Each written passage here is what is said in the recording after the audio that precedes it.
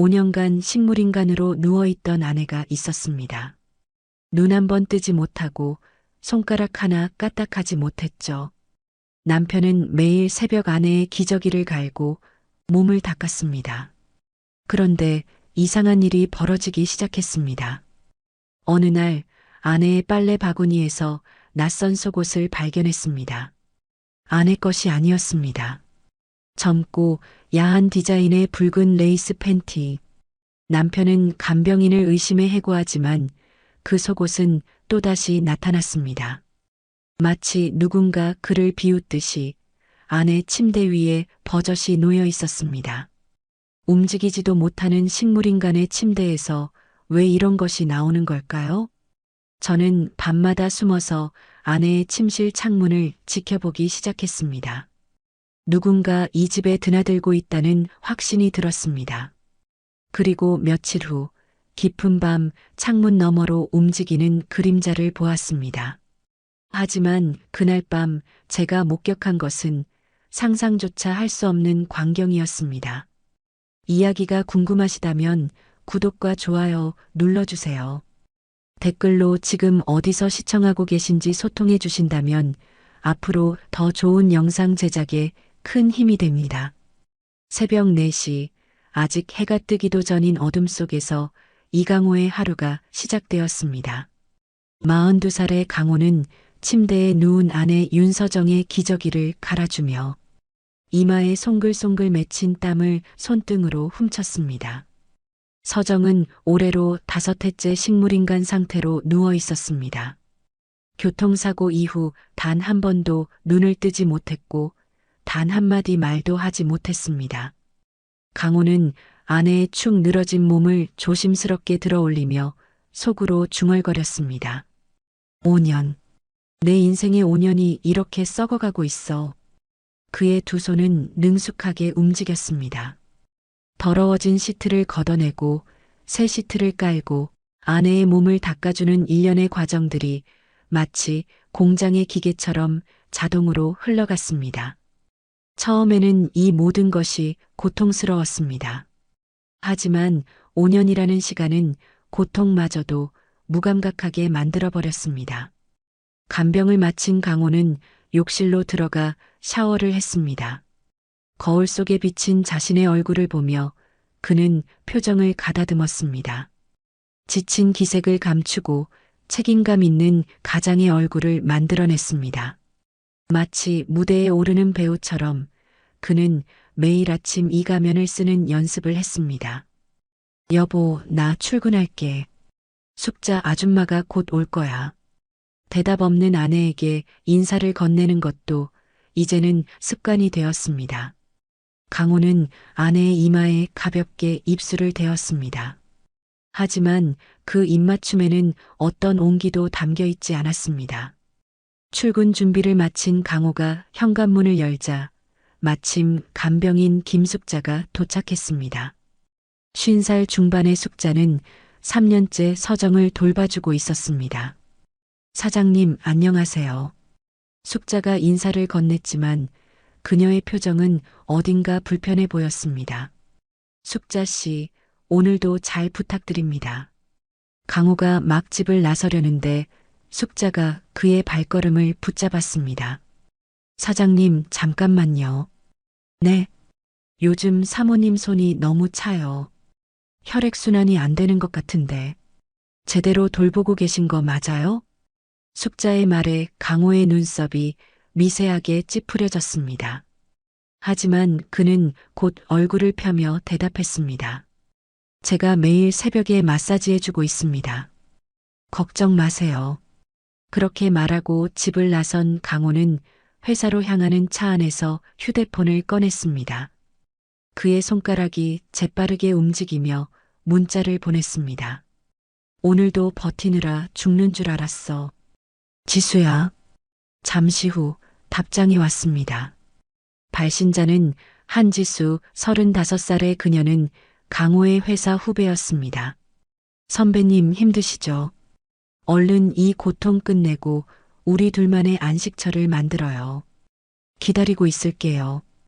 강호는 그 문자를 보며 처음으로 오늘 하루 중 진심 어린 미소를 지었습니다. 그 시각 집에서는 숙자가 서정의 손을 주무르며 혼잣말을 했습니다. 사모님, 오늘도 좋은 하루 되세요. 바로 그 순간이었습니다. 서정의 왼쪽 눈꺼풀이 아주 미세하게, 정말 누군가 자세히 보지 않으면 알아차리지 못할 정도로 살짝 경련을 일으켰습니다. 하지만 숙자는 그것을 보지 못했습니다. 식물인간 환자에게 흔히 나타나는 근육 반응 정도로 여겼을 것입니다. 저녁, 퇴근한 강호는 거실 소파에 앉아 서정의 방 쪽을 바라보며 휴대폰을 만지작거렸습니다. 화면에는 지수와의 문자 내용이 떠 있었고 그의 입가에는 흐릿한 미소가 걸려 있었습니다. 사장님, 숙자가 조심스럽게 다가왔습니다. 왜요? 저 드릴 말씀이 있어서요. 숙자는 잠시 망설이다가 입을 열었습니다. 사모님 상태가 이러신데 혹시 요양병원 같은 데 모시는 건 어떠세요? 사장님도 너무 힘드시잖아요. 이러다 사장님이 쓰러지시겠어요. 네. 솔직히 말씀드리면요. 이렇게 계속 간병하시다가는 이혼하고 새 출발하시는 분들도 계시더라고요. 사장님 인생도 중요하시잖아요. 그 순간 강호의 얼굴이 굳어졌습니다. 그리고 예상치 못한 분노가 터져나왔습니다. 내 아내 일에 당신이 왜 참견이야?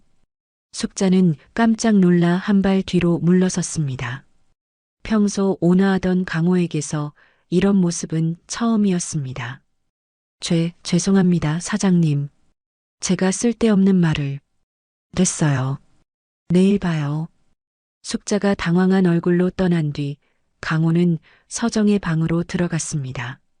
그는 아내의 창백한 얼굴을 내려다보며 낮은 목소리로 중얼거렸습니다.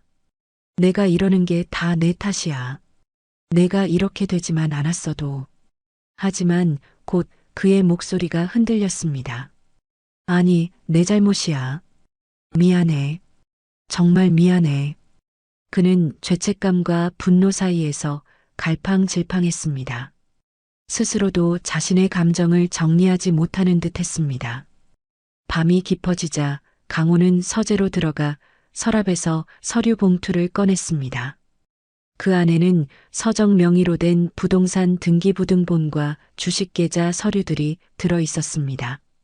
이것만 정리되면 모든 게 끝나. 그의 눈빛이 차갑게 빛났습니다. 헌신적인 남편에 가면 뒤에 숨겨진 또 다른 얼굴이었습니다. 다음 날 회사에서 강호는 동료들에게 둘러싸여 있었습니다. 강상무, 자네 정말 대단해. 5년이나 아픈 아내 곁을 지키다니. 요즘 세상에 자네 같은 남편이 어디 있어? 진짜 존경스럽네. 강호는 겸손하게 웃으며 대답했습니다. 아닙니다. 당연히 해야 할 일을 하는 것뿐이에요. 하지만 그 순간 그의 머릿속에는 전혀 다른 장면이 스쳐 지나갔습니다. 5년 전 사고가 나기 전의 서정.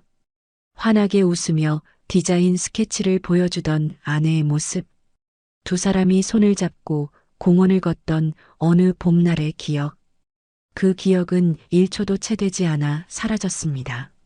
마치 오래된 사진이 바람에 날아가듯 강호의 마음속에서 흩어져 버렸습니다. 그리고 그 자리에 남은 것은 오직 차가운 계산뿐이었습니다. 그로부터 며칠 후 강호의 일상을 뒤흔드는 사건이 벌어졌습니다. 토요일 오후 숙자가 쉬는 날이라 강호는 직접 서정의 침대 시트를 교체하고 있었습니다. 더러워진 시트를 벗겨 세탁 바구니에 넣으려는 순간 그의 손이 무언가에 걸렸습니다. 바구니 가장자리에 걸쳐 있던 빨래, 더미가 와르르 바닥으로 쏟아졌습니다. 강호는 짜증스러운 한숨을 내쉬며 빨래를 주워 담기 시작했습니다. 그런데 그 순간 그의 눈이 한 곳에 멈췄습니다. 흰색과 베이지색 속옷들 사이에서 유독 눈에 띄는 것이 있었습니다. 강렬한 붉은색의 레이스 팬티 한 장. 그것은 분명 서정의 것이 아니었습니다. 서정은 늘 수수하고 단정한 속옷만 입었습니다. 이렇게 야하고 자극적인 디자인은 절대로 서정의 취향이 아니었습니다. 강호의 손이 떨리기 시작했습니다. 그는 그 팬티를 집어들고 한참을 노려보았습니다. 이게 뭐야? 그의 목소리가 갈라졌습니다. 머릿속에서 수천 가지 생각이 폭풍처럼 휘몰아쳤습니다. 도대체 이것이 왜 자기 집에 있는 것인지, 누구의 것인지, 어떻게 빨래 바구니에 들어가게 된 것인지, 이게 대체 누구 거지? 강호는 팬티를 움켜쥔 채 방 안을 서성거렸습니다. 그의 얼굴은 의문에 휩싸였습니다. 그리고 그의 머릿속에 한 사람의 얼굴이 떠올랐습니다. 김숙자. 이 집에 드나드는 여자는 아내를 제외하면 간병인 숙자뿐이었습니다. 강호는 곧바로 숙자에게 전화를 걸었습니다. 숙자 씨, 지금 당장 집으로 올 수 있어요? 네. 사장님, 오늘 저 쉬는 날인데 당장 오셔야 할 것 같아요. 강호의 진지한 목소리에 숙자는 더 이상 반박하지 못했습니다. 30분 후 숙자가 불안한 표정으로 현관문을 열고 들어왔습니다. 사장님, 무슨 일이세요? 사모님한테 무슨 일이? 숙자의 말이 끝나기도 전에 강호가 붉은 팬티를 그녀의 눈앞에 들이밀었습니다. 이게 뭔 줄 아십니까? 숙자는 그것을 보자마자 눈이 휘둥그레졌습니다. 애구머니나 망측해라. 저는 모르는 건데요. 모른다고요? 이 집에 드나드는 여자가 당신밖에 없는데? 아니면 숙자 씨가 누굴 데려온 겁니까? 내 집에서 감히 뭘 한 거냐고요? 강호의 고함에 숙자의 얼굴이 하얗게 질렸습니다. 사장님, 저 아니에요. 전 그런 적 없어요. 그럼 이게 하늘에서 떨어졌을까요? 땅에서 솟았을까요? 강호는 이미 이성을 잃은 상태였습니다. 그의 머릿속에서는 숙자가 몰래 남자를 집으로 불러들였다는 확신이 굳어지고 있었습니다. 당장 짐 싸서 나가세요. 오늘부로 해고해요. 사장님, 저한테 이러시면 안 돼요. 3년을 하루같이 사모님 곁을 지켰는데 저한테 이런 누명을 씌우시면 어떡해요. 숙자의 눈에서 억울함의 눈물이 쏟아졌습니다. 하지만 강호는 냉정했습니다. 증거가 여기 있잖아요. 더 이상 할 말 없습니다. 저 아니라니까요. 제가 왜 이런 짓을 해요. 저도 자식 키우는 엄마예요. 숙자는 울면서 자신의 결백을 주장했습니다. 하지만 강호의 귀에는 아무것도 들리지 않았습니다. 그는 이미 판결을 내린 재판관처럼 굳은 표정으로 서 있었습니다. 결국 숙자는 짐을 싸기 시작했습니다.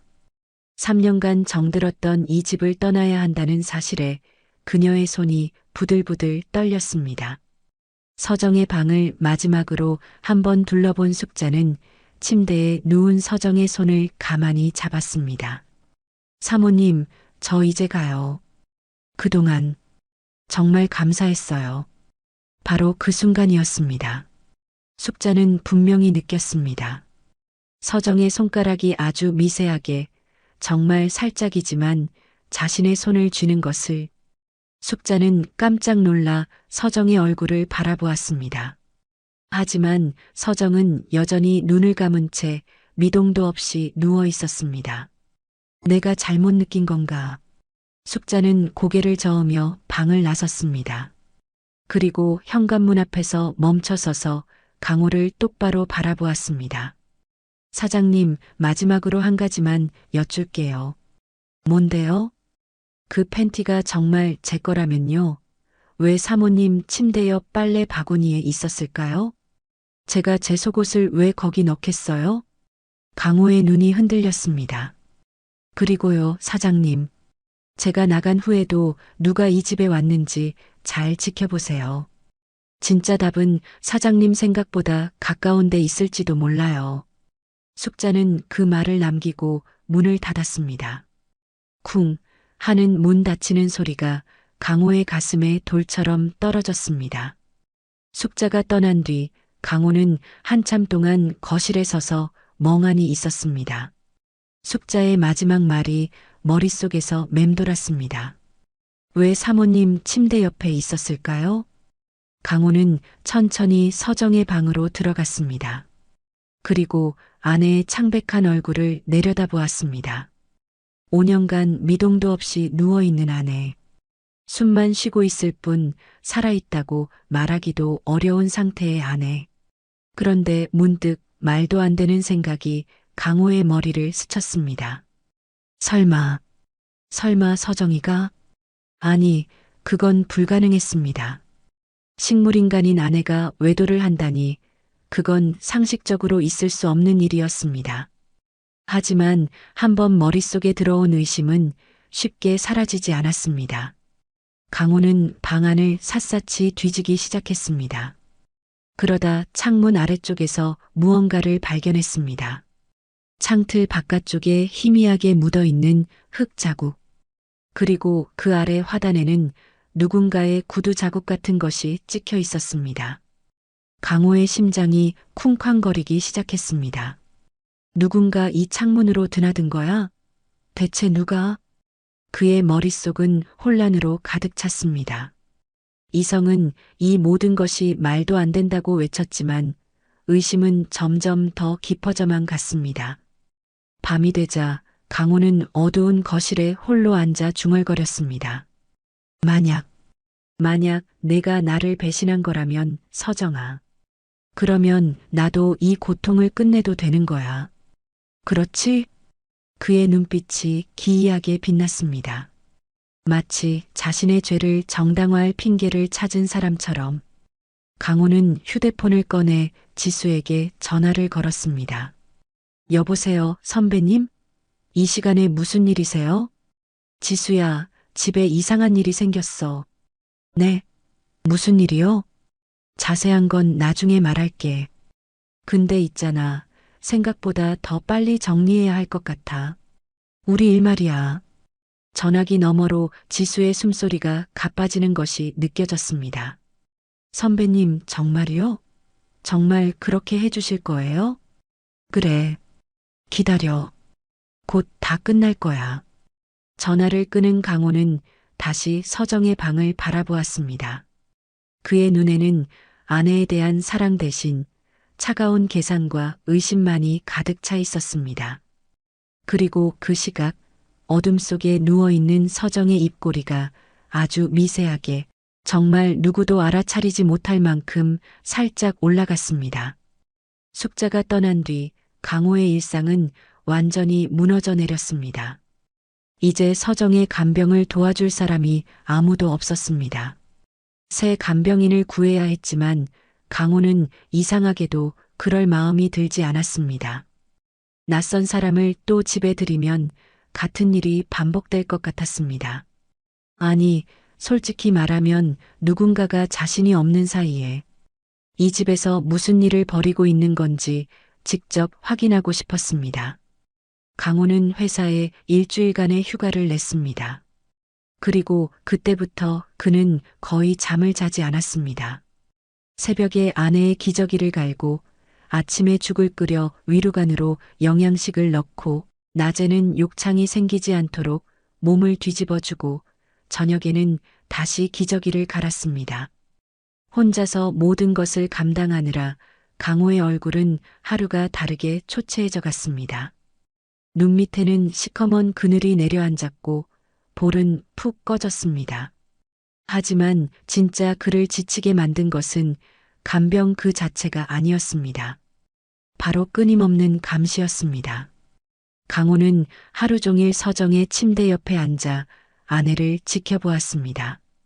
손가락이 움직이는지, 눈꺼풀이 떨리는지, 숨소리가 달라지는지. 그는 마치 사냥감을 노리는 맹수처럼 아내의 모든 움직임을 광적으로 관찰했습니다. 움직여봐. 내가 나를 배신했는지 말해봐. 강호는 잠든 아내에게 속삭이듯 말했습니다. 물론 대답은 없었습니다. 서정은 5년 전과 똑같이 창백한 얼굴로 누워있을 뿐이었습니다. 어느 날 밤 강호는 서랍에서 그 붉은 팬티를 다시 꺼냈습니다. 손에 들고 한참을 들여다보았습니다. 값싸 보이지 않는 레이스 소재, 대담한 디자인.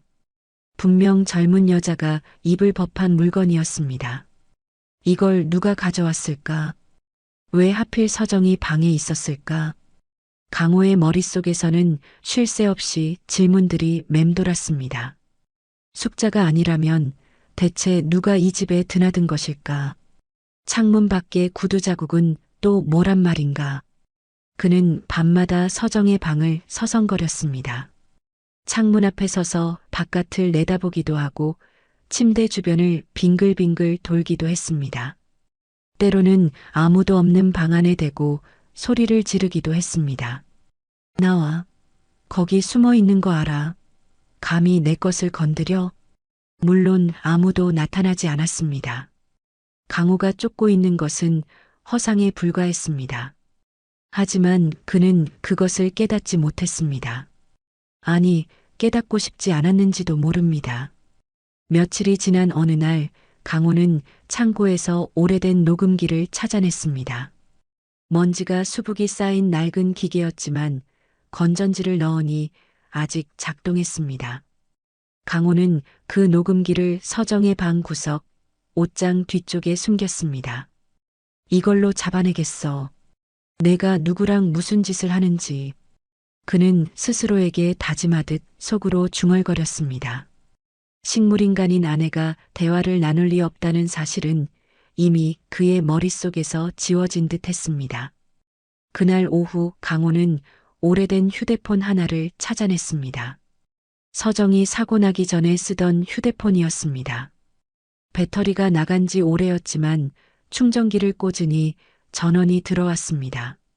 강호는 떨리는 손으로 아내의 문자 기록과 통화 기록을 뒤졌습니다. 뭔가 단서가 있을 거라고 생각했습니다. 하지만 아무것도 없었습니다. 5년 전의 평범한 일상적인 메시지들 뿐이었습니다. 대체 뭐가 어떻게 된 거야? 강호는 휴대폰을 내려놓으며 한숨을 쉬었습니다. 증거를 찾지 못한 것이 안심이 되기는커녕 오히려 불안감만 더해졌습니다. 무언가 자신이 모르는 비밀이 있는데 그것이 교묘하게 숨겨져 있다는 느낌이 들었습니다. 그 무렵 강호는 변호사와 만나는 일정을 잡았습니다. 이혼 전문 변호사였습니다. 그는 변호사가 요청한 재산 목록을 작성하면서 계산기를 두드렸습니다. 서정이 명의로 된 게 아파트 한 채, 상가 한 칸, 주식이 조금. 이걸 어떻게 최소화할 수 있을까? 그의 손가락은 숫자들 위를 바쁘게 움직였습니다. 아픈 아내를 걱정하는 남편의 모습은 온데간데 없고 오직 차가운 계산만이 남아 있었습니다. 며칠 후 지수에게서 전화가 왔습니다. 선배님, 요즘 왜 연락이 없으세요? 저 불안해 죽겠어요. 미안, 집안일이 좀 복잡해서. 복잡하긴 뭐가 복잡해요. 선배님이 저한테 확실하게 해주셔야죠. 저 언제까지 이렇게 기다려야 해요? 지수의 목소리에는 짜증과 원망이 섞여 있었습니다. 강호는 이를 악물었습니다. 내가 널 위해서 이러고 있는 거야. 조금만 기다리라니까. 선배님, 끊어. 나중에 연락할게. 강호는 일방적으로 전화를 끊어버렸습니다.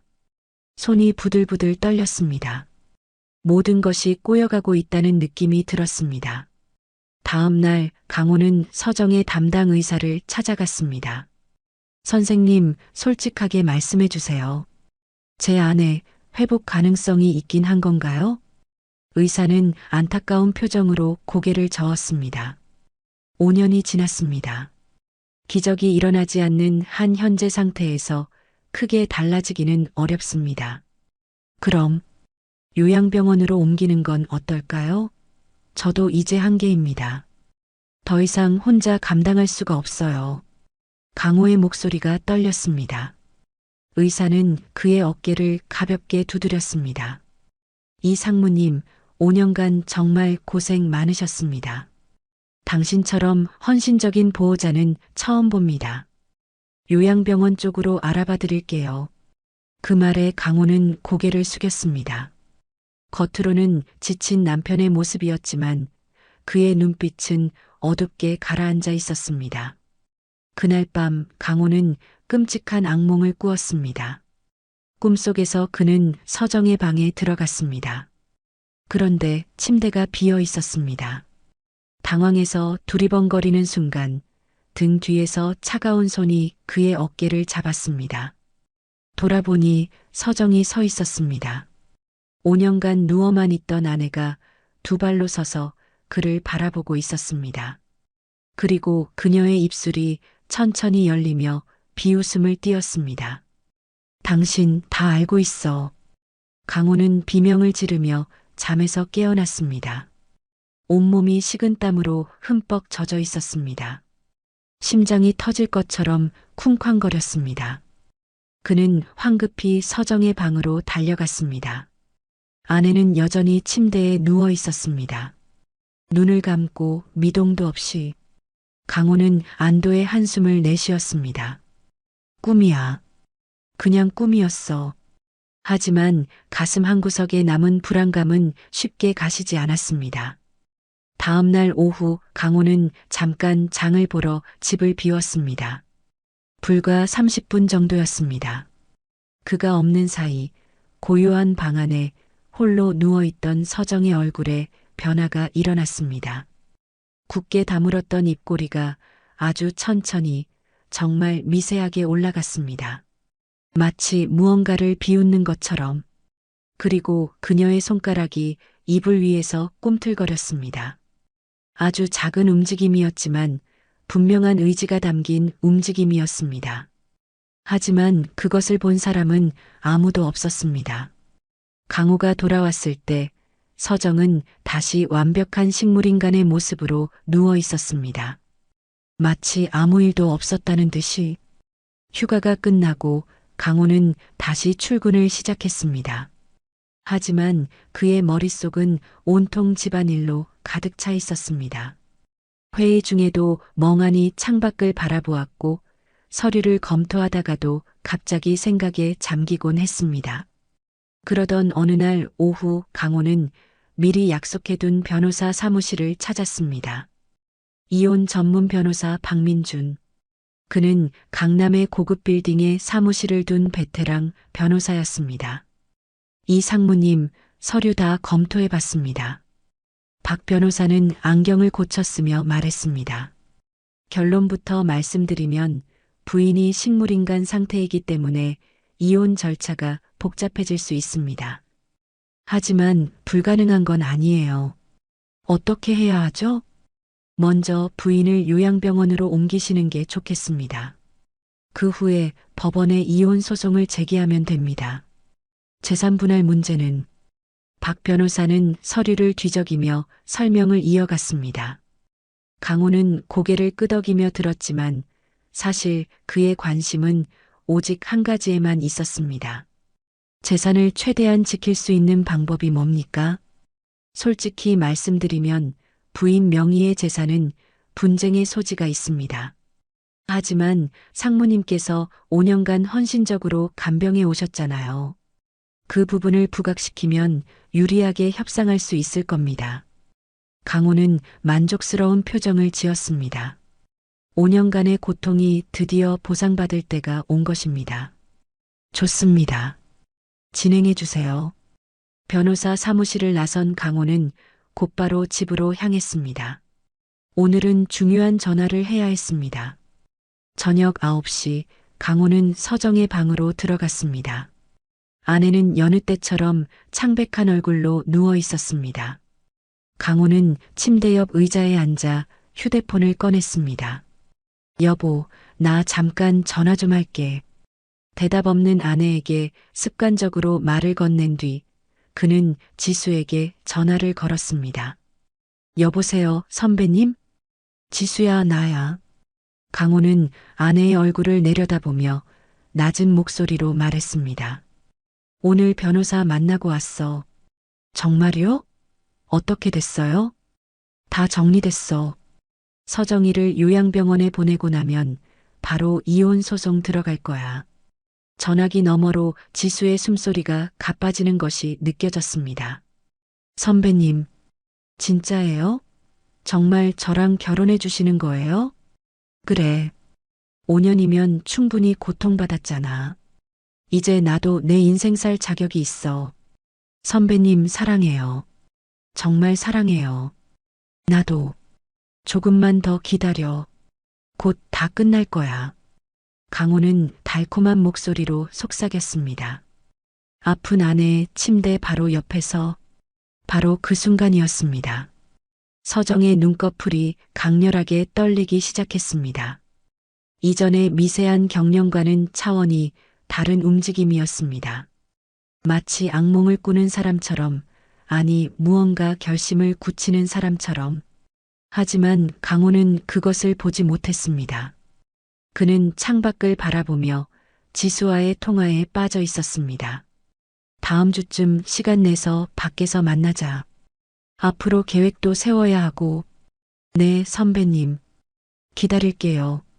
이번엔 꼭이에요. 전화를 끄는 강호는 깊은 한숨을 내쉬었습니다. 드디어 출구가 보이는 것 같았습니다. 5년간의 지옥 같은 생활에서 벗어날 수 있다는 희망이 그의 가슴에 피어올랐습니다. 그때 강호의 눈에 무언가가 들어왔습니다. 서정의 침대 시트 가장자리, 이불과 매트리스 사이에 붉은색 무언가가 살짝 비어져 나와 있었습니다. 강호는 눈을 비비고 다시 보았습니다. 틀림없었습니다. 그는 손을 뻗어 그것을 잡아당겼습니다.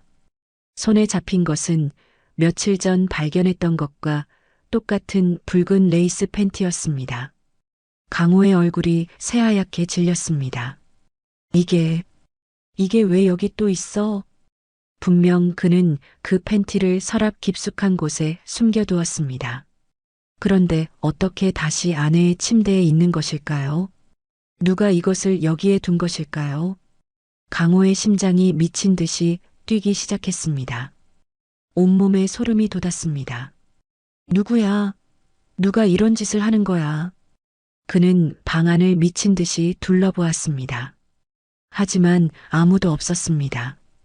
오직 눈을 감고 누워있는 아내만이 있을 뿐이었습니다. 강호의 눈이 아내에게로 향했습니다. 순간 등골이 서늘해졌습니다. 설마 서정이가? 아니, 그건 불가능했습니다. 5년간 단 한 번도 움직이지 않은 아내가 어떻게 이런 짓을 할 수 있단 말입니까? 하지만 다른 설명이 떠오르지 않았습니다. 강호의 분노가 폭발했습니다. 하지만 그 분노는 아내를 향한 것이 아니었습니다. 그가 미쳐 날뛰는 이유는 따로 있었습니다. 감히 나를 놀리는 거야? 누군지 모르겠지만 내 집에서, 내 아내 방에서 이런 더러운 짓을. 그것은 아내에 대한 사랑이 아니라 자신의 영역을 침범당한 것에 대한 두려움이었습니다. 강호는 결심했습니다. 오늘 밤부터 이 집에 몰래 드나드는 자가 누구인지 반드시 밝혀내겠다고. 그는 거실 구석에서 골프채를 꺼냈습니다. 묵직한 아이언 하나를 손에 쥐고 무게를 가늠해 보았습니다. 침입자를 잡으면 가만두지 않을 작정이었습니다. 밤이 깊어졌습니다.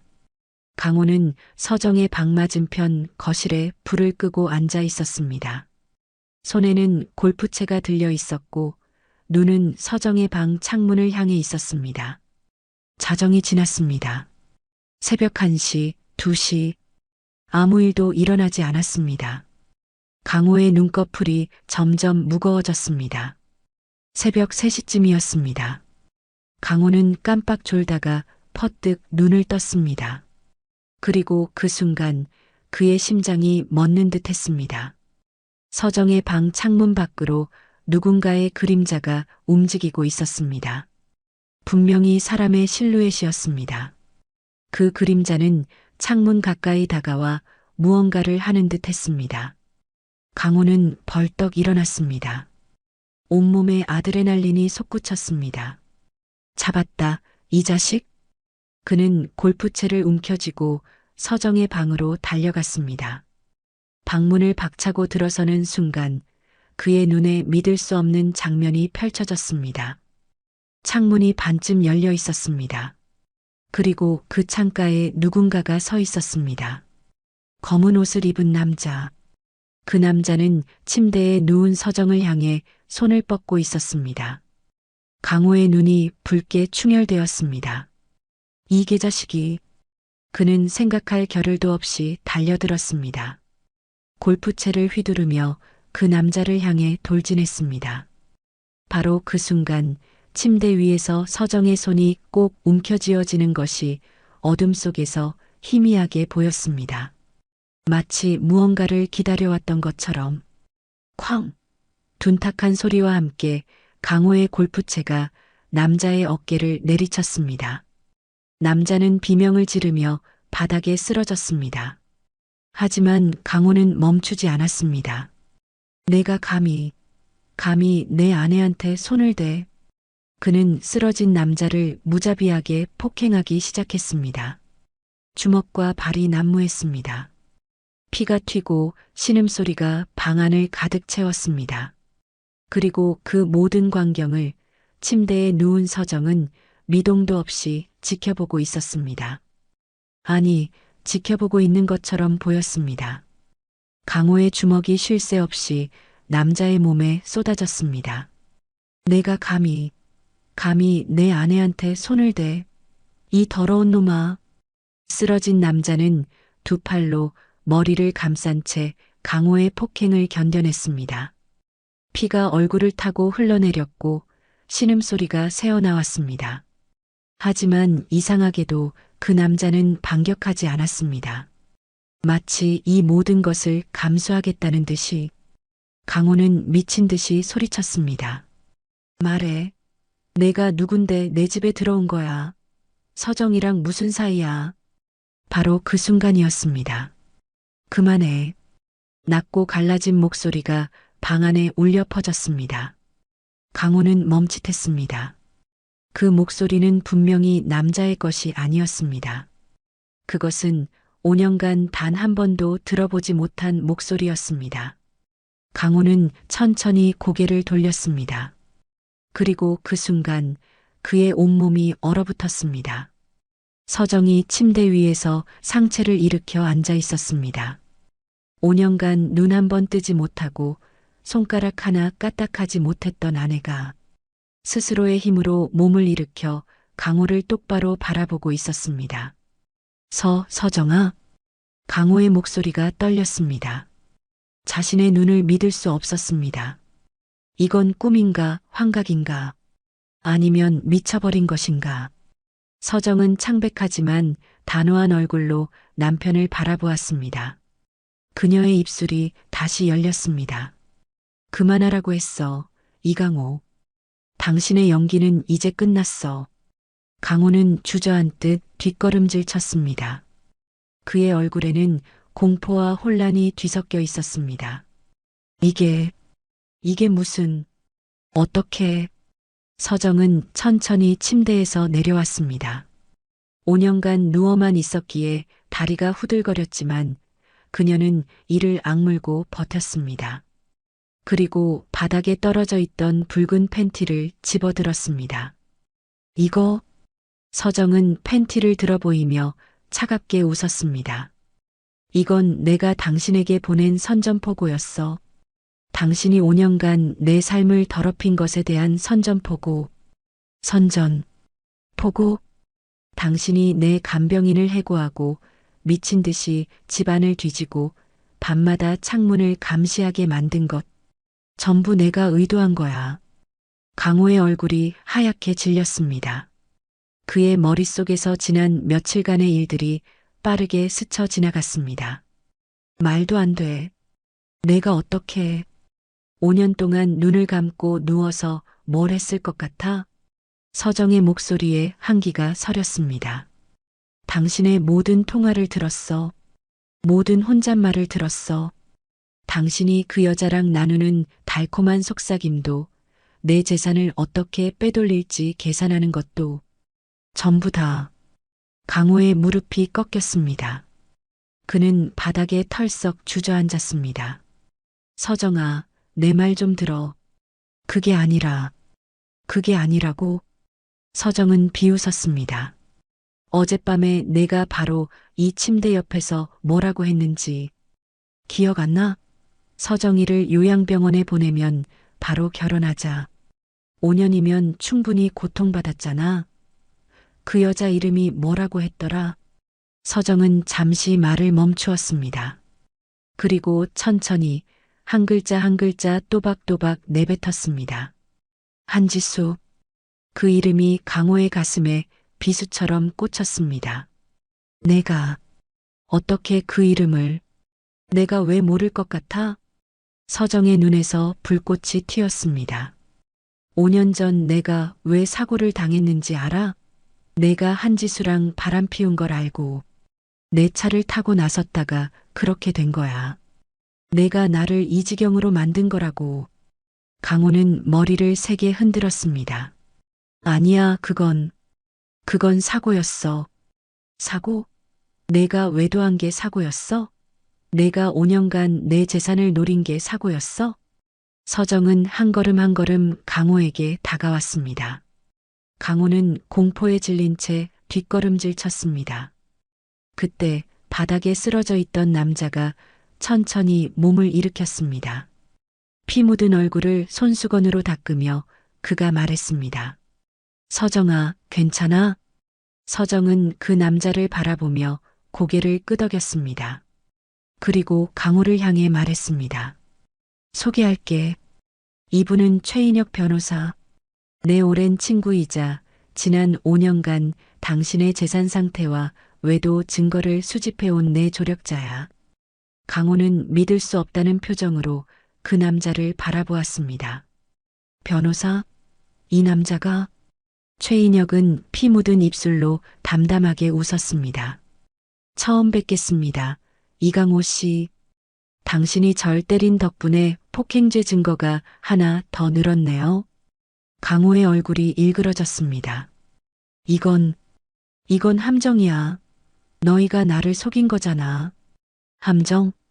서정은 비웃듯 콧웃음을 쳤습니다. 5년간 식물인간인 아내 곁에서 외도하고 이혼 계획 세우고 재산 빼돌릴 궁리했으면서 이게 함정이야? 그녀는 방 구석으로 걸어가 옷장 뒤쪽에서 무언가를 꺼냈습니다. 강호가 숨겨두었던 낡은 녹음기였습니다. 이거 내가 내 방에 숨겨둔 거 맞지? 고마워. 덕분에 내가 지수랑 나눈 통화 내용이 고스란히 녹음됐어. 강호의 눈이 휘둥그레졌습니다. 자신이 설치한 녹음기가 자신의 발목을 잡게 될 줄은 꿈에도 몰랐습니다. 바로 그때 멀리서 경찰차 사이렌 소리가 들려왔습니다. 점점 가까워지는 소리에 강호의 얼굴이 사색이 되었습니다. 경찰은 제가 미리 불렀습니다. 최인혁이 말했습니다. 폭행 현행범으로 체포될 겁니다. 이후 이혼 소송과 재산 분할 소송이 이어질 거고요. 강호는 미친 듯이 고개를 저었습니다. 아니야. 이럴 수 없어. 이건 불공평해. 서정은 남편을 차갑게 내려다보았습니다. 그리고 5년간 참아왔던 눈물이 마침내 그녀의 뺨을 타고 흘러내렸습니다. 5년이 정말 길었어. 그녀의 목소리가 떨렸습니다. 하지만 그 눈빛은 여전히 강인했습니다. 경찰이 도착했습니다. 강호는 폭행 현행범으로 체포되어 끌려갔습니다. 그가 고함을 지르며 발버둥 치는 소리가 새벽 공기를 가르며 퍼져나갔습니다. 피를 흘리며 서 있는 최인혁이 서정에게 조용히 말했습니다. 계획대로 됐어, 서정아. 서정은 텅 빈 침대를 바라보며 쓸쓸하게 웃었습니다. 이제 시작이야. 진짜 심판은 지금부터니까. 강호는 그날 밤 경찰서 유치장에 갇혔습니다. 좁고 차가운 공간에서 그는 한숨도 자지 못했습니다. 머릿속에는 서정이 침대에서 일어나던 순간이 끊임없이 재생되었습니다. 5년간 식물인간인 줄 알았던 아내가 자신의 모든 것을 듣고 있었다는 사실. 그것은 악몽보다 더 끔찍한 현실이었습니다. 다음 날 아침 강호는 조사실로 끌려갔습니다. 형사가 무표정한 얼굴로 물었습니다. 어젯밤 최인혁 씨를 폭행한 사실을 인정합니까? 그건 정당방위였습니다. 그 남자가 제 집에 무단 침입한 거라고요. 강호는 필사적으로 변명했습니다. 하지만 형사는 코웃음을 쳤습니다. 무단 침입? 최인혁 씨는 집주인인 윤서정 씨의 허락을 받고 들어간 겁니다. 오히려 당신이 그분을 일방적으로 폭행한 거죠. 강호의 얼굴이 일그러졌습니다. 허락? 서정이는 식물인간이었어요. 어떻게 허락을? 윤서정 씨가 식물인간 행세를 했다는 건 이미 확인됐습니다. 본인이 직접 진술했고요. 형사는 서류를 넘기며 덧붙였습니다. 그리고 이건 당신의 외도 증거입니다. 한지수 씨와의 통화 녹음, 문자 메시지 기록, 목격자 진술서, 전부 확보되어 있어요. 강호는 입을 다물었습니다. 더 이상 변명할 말이 없었습니다. 며칠 후 강호는 보석으로 풀려났습니다. 하지만 그를 기다리고 있는 것은 더 큰 폭풍이었습니다. 집으로 돌아가는 택시 안에서 휴대폰을 켜자 수십 개의 부재중 전화와 문자가 쏟아졌습니다. 회사 동료들, 친척들, 그리고 어머니에게서 온 것이었습니다. 가장 먼저 어머니에게 전화를 걸었습니다. 어머니, 이강호, 이게 대체 무슨 일이야? 어머니의 목소리는 분노로 가득 차 있었습니다. 뉴스에 내 이름이 나오더구나. 바람나서 아내 식물인간 만들고 재산 빼돌렸다고. 세상에 내가 널 그렇게 키웠니? 어머니, 제 말 좀. 듣기 싫어. 당장 서정이한테 빌어. 무릎 꿇고 용서를 빌어. 전화가 일방적으로 끊어졌습니다. 강호는 멍하니 휴대폰 화면을 바라보았습니다. 집에 도착했지만 문이 잠겨 있었습니다. 도어락 비밀번호가 바뀌어 있었습니다. 강호는 초인종을 눌렀습니다.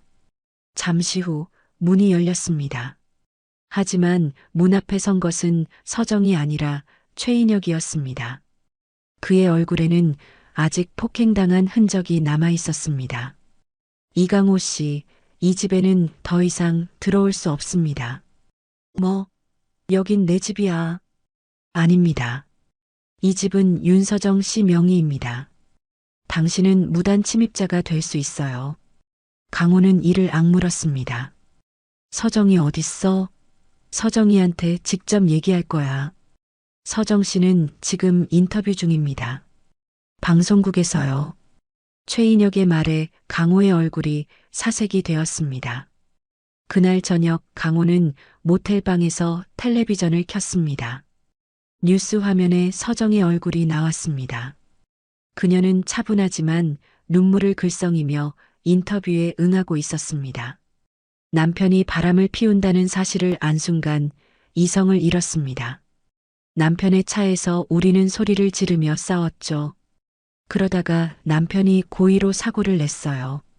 5년간 남편이 곁에서 다른 여자와 사랑을 속삭이는 것을 들어야 했습니다.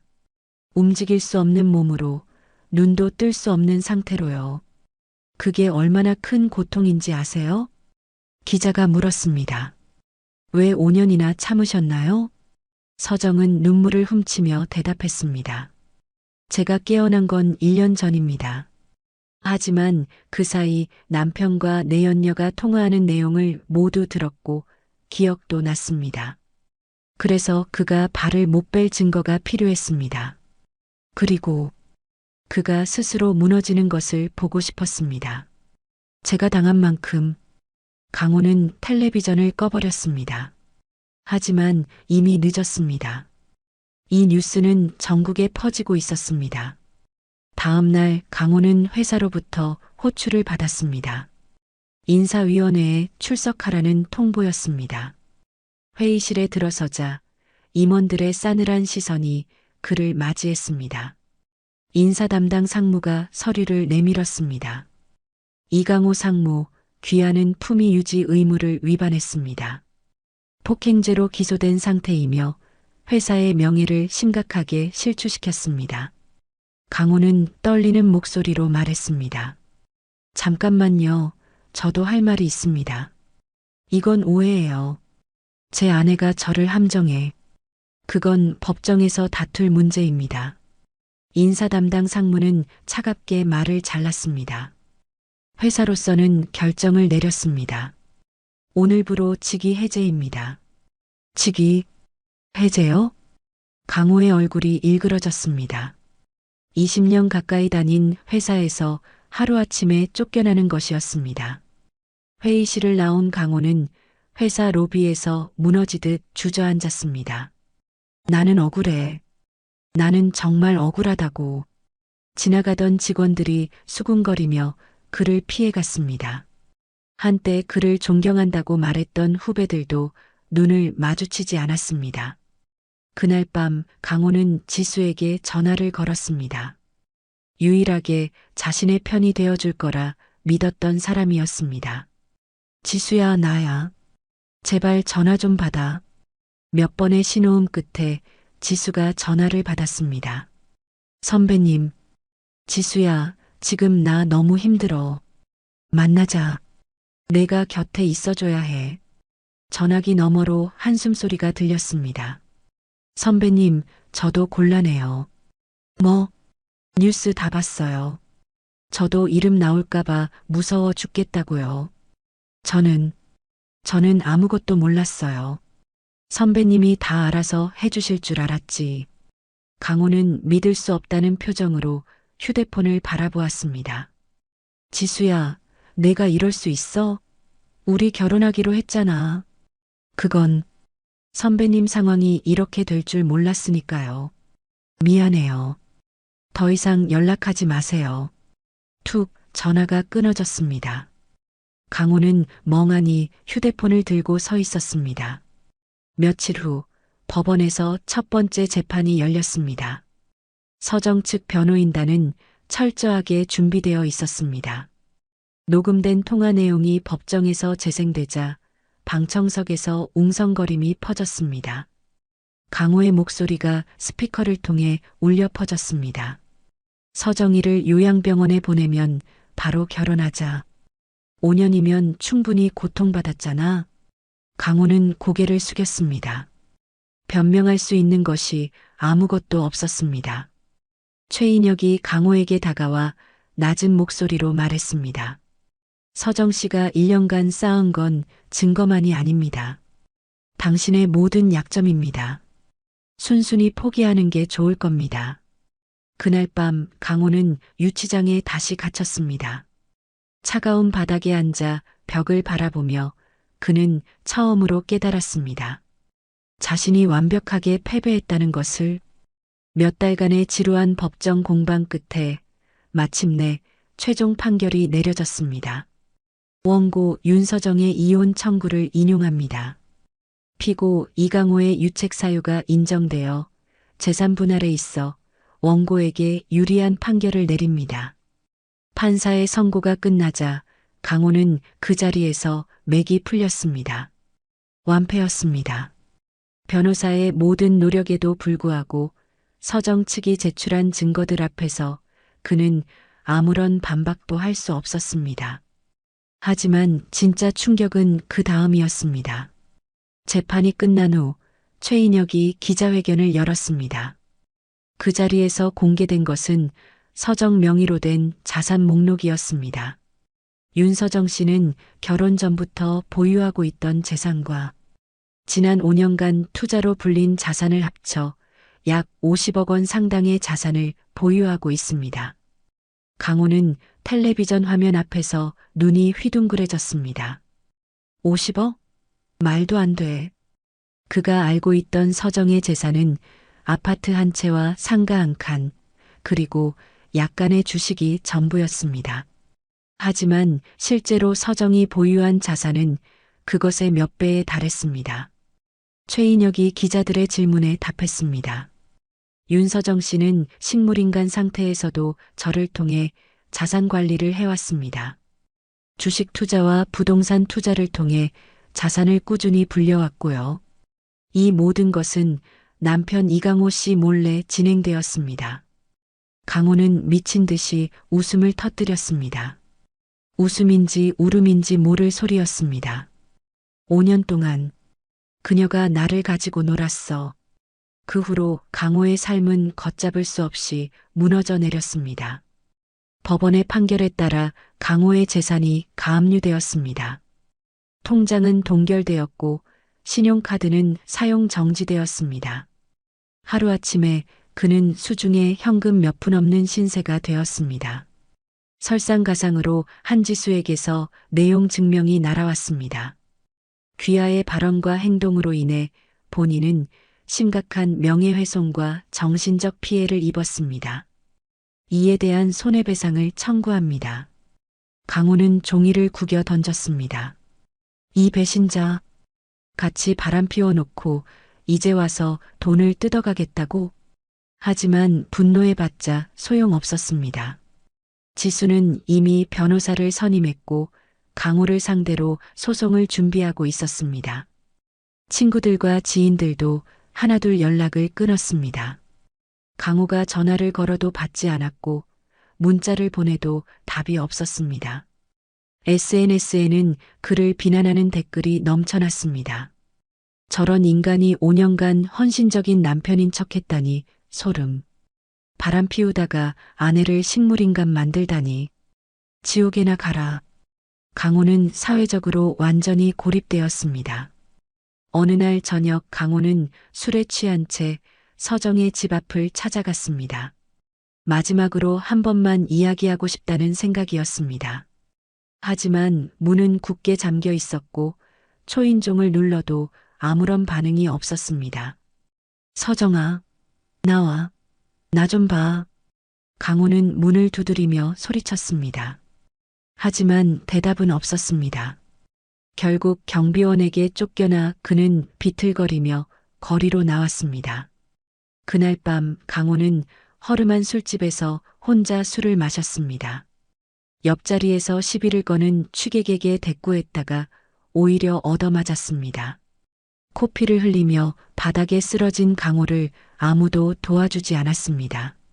며칠 후 뜻밖의 손님이 서정을 찾아왔습니다. 강호의 어머니였습니다. 서정아.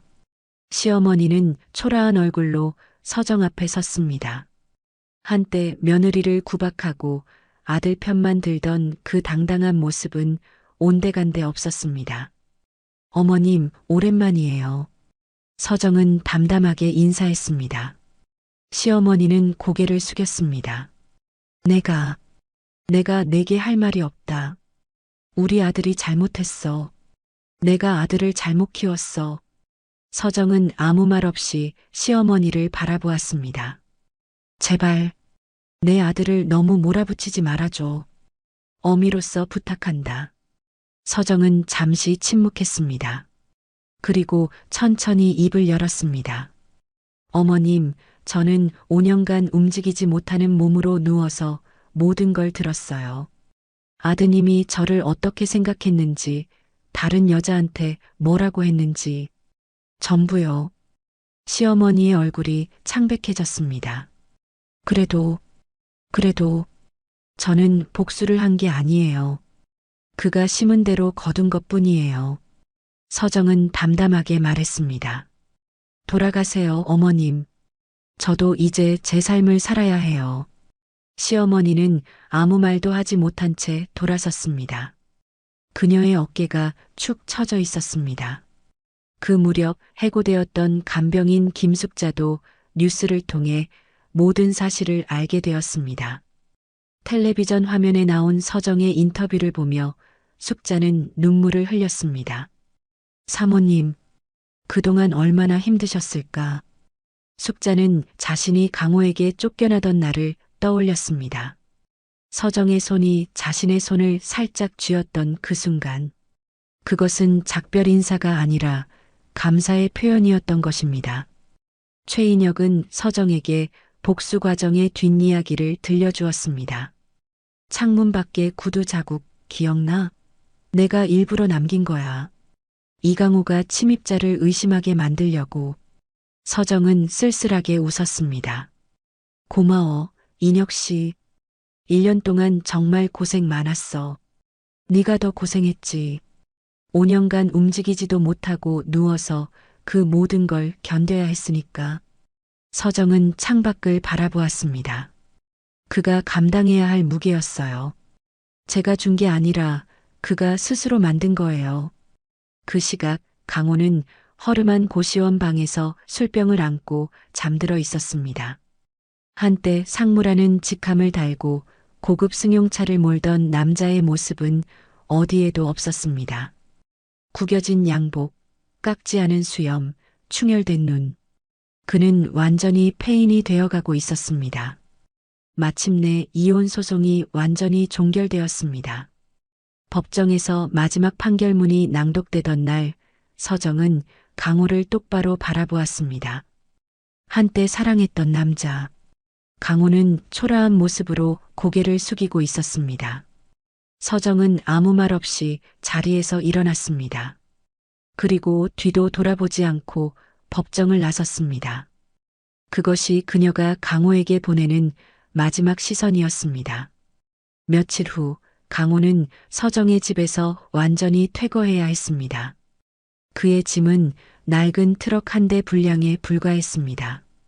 한때 상무로서 모았던 양복들, 골프채, 몇 권의 책. 그것이 전부였습니다. 강호는 트럭에 마지막 짐을 싣고 집을 돌아보았습니다. 10년 가까이 살았던 집. 하지만 이제는 남의 집이었습니다. 그의 눈가에 눈물이 맺혔지만 그것이 후회의 눈물인지 자기 연민의 눈물인지는 그 자신도 알 수 없었습니다. 트럭이 떠나는 것을 창문 너머로 지켜보던 서정은 깊은 한숨을 내쉬었습니다. 그리고 집안을 천천히 둘러보았습니다. 5년간 자신을 가두었던 이 공간. 이제는 이곳을 완전히 새롭게 바꿀 때가 되었습니다. 서정은 인테리어 업체를 불러 집을 완전히 리모델링했습니다. 침대가 있던 방은 밝은 작업실로 바뀌었고 어둡던 커튼은 햇살이 쏟아지는 투명한 천으로 교체되었습니다. 어느 화창한 아침 서정은 새로 단장한 방의 창문을 활짝 열었습니다. 5년 만에 맞이하는 진짜 아침이었습니다. 따스한 햇살이 그녀의 얼굴을 비추었고 신선한 바람이 방 안으로 불어왔습니다. 드디어 살 것 같아. 서정은 눈을 감고 그 순간을 만끽했습니다. 몇 주 후 서정은 자신의 이름으로 디자인 스튜디오를 다시 열었습니다. 사고 전 그녀는 꽤 이름 있는 인테리어 디자이너였습니다. 5년간의 공백이 있었지만 그녀의 재능과 감각은 녹슬지 않았습니다. 서정아, 새 프로젝트 의뢰가 또 들어왔어. 최인혁이 서류를 들고 사무실로 들어왔습니다. 이제 그는 서정의 법률 자문이자 사업 파트너였습니다. 두 사람 사이에는 연인 관계 같은 것은 없었습니다. 오랜 친구이자 서로를 존중하는 동료. 그것이 그들의 관계였습니다. 고마워, 인혁 씨. 덕분에 이렇게 다시 시작할 수 있게 됐어. 서정은 진심을 담아 말했습니다. 내가 한 건 별거 없어. 네가 5년간 잘 버틴 거지. 최인혁은 웃으며 대답했습니다. 어느 날 저녁 서정은 서랍에서 오래된 물건 하나를 꺼냈습니다. 붉은 레이스 팬티. 그 모든 것의 시작이었던 물건이었습니다. 그녀는 잠시 그것을 바라보았습니다. 태워버릴까, 찢어버릴까 생각도 했습니다. 하지만 결국 다시 서랍 깊숙이 넣어두었습니다. 잊지 않기 위해서, 다시는 그런 어리석음에 빠지지 않기 위해서. 서정은 조용히 혼잣말을 했습니다. 서정은 김숙자에게도 연락을 했습니다. 편지와 함께 적지 않은 금액의 보상금을 전달했습니다. 숙자 씨, 그동안 정말 감사했어요. 억울하게 해고당하게 만들어서 죄송합니다. 숙자 씨가 3년간 저를 돌봐주신 덕분에 제가 버틸 수 있었어요. 부디 이 돈으로 좋은 곳에 쓰세요. 숙자는 편지를 읽으며 눈물을 훔쳤습니다. 사모님, 아니, 서정 씨, 정말 강한 분이셨구나. 어느 가을날, 서정은 5년 전 사고가 났던 현장을 찾아갔습니다. 그날의 기억은 여전히 선명했습니다. 남편의 외도를 알게 된 충격, 무작정 남편의 차에 올라타고 나갔던 그 밤, 그리고 눈앞에서 번쩍이던 헤드라이트. 서정은 그 자리에 꽃 한 송이를 놓았습니다. 5년 전의 나에게, 이제 보내줄게. 그리고 새로 시작할게. 그녀는 눈을 감고 잠시 서 있었습니다. 바람이 그녀의 머리카락을 부드럽게 흔들었습니다. 1년이 흘렀습니다. 서정의 디자인 스튜디오는 업계에서 주목받는 곳이 되었습니다. 그녀의 첫 번째 전시회가 열리던 날, 많은 사람들이 축하하러 왔습니다. 숙자도 그 자리에 있었습니다. 서정 씨, 정말 대단해요. 이렇게 멋지게 다시 일어서시다니. 숙자 씨 덕분이에요. 그때 숙자 씨가 저를 돌봐주지 않았으면 전 버티지 못했을 거예요. 두 사람은 따뜻하게 손을 맞잡았습니다. 한편 강호는 도시 외곽의 허름한 모텔방에서 쓸쓸한 나날을 보내고 있었습니다. 술병이 굴러다니는 방, 꺼진 텔레비전, 창문으로 들어오는 희미한 불빛. 그것이 그의 전부였습니다. 한때 그를 사랑한다고 했던 지수는 연락이 끊긴 지 오래였습니다. 친구도 가족도 그를 찾지 않았습니다. 강호는 자신이 만든 지옥에서 홀로 살아가고 있었습니다. 그의 겨울의 어느 날, 서정은 스튜디오에서 새 프로젝트의 스케치를 하고 있었습니다. 창밖으로 눈이 내리고 있었습니다. 그녀는 잠시 연필을 내려놓고 창밖을 바라보았습니다. 5년간의 어둠을 지나 드디어 자신의 삶을 되찾았습니다. 그것은 결코 쉬운 여정이 아니었습니다. 하지만 그녀는 해냈습니다. 서정의 입가에 환한 미소가 번졌습니다. 그 미소는 어떤 복수의 쾌감이 아니라 진정한 자유를 얻은 사람의 평온함이었습니다. 인생의 황혼기에 찾아온 진짜 자유. 이런 거였구나. 서정은 조용히 혼잣말을 했습니다. 그리고 다시 연필을 들어 스케치를 이어갔습니다. 그녀의 앞에는 새로운 내일이 펼쳐지고 있었습니다. 오늘 이야기를 끝까지 들어주셔서 감사합니다. 영상 보시고 느끼신 감정, 댓글로 함께 나눠주세요. 여러분의 한마디가 누군가에겐 큰 위로가 될 수 있습니다. 영상이 마음에 드셨다면 구독과 좋아요로 응원 부탁드립니다. 제시도